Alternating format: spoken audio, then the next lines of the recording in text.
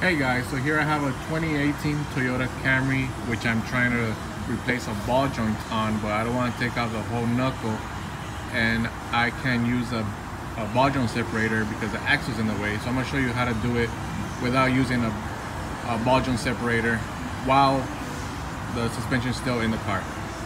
So this is a ball joint. I already took out the nuts and bolts that connect to the lower control arm. Now I'm going to take out the nut that holds the ball joint to the knuckle. You just loosen it like this.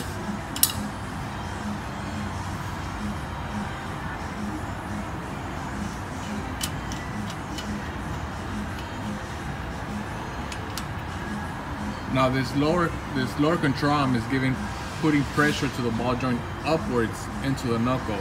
So what you want to do is you want to completely separate the ball joint from the lower control arm. You can use a pry bar, or you could just use your arm, pull down on it, and just slide it to the side. Sorry, I'm holding one. It's easier to do with two hands, but I'm holding the phone with the other, obviously. So now you got it right there. And what you want to do is you want to have access to the bottom of the knuckle. So right there, there's no pressure on the ball joint pushing up.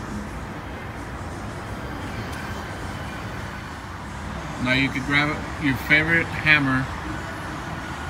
A heavy one is preferred, works best.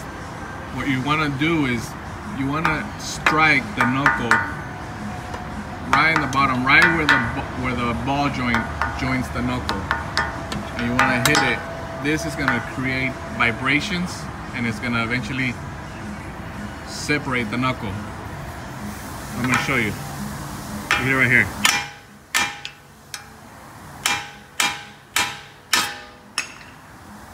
And just like that, it falls right off. Hope this helps some of you guys that are planning on replacing a ball joint and don't want to take out the whole knuckle or don't have a ball joint separator. Thanks for watching.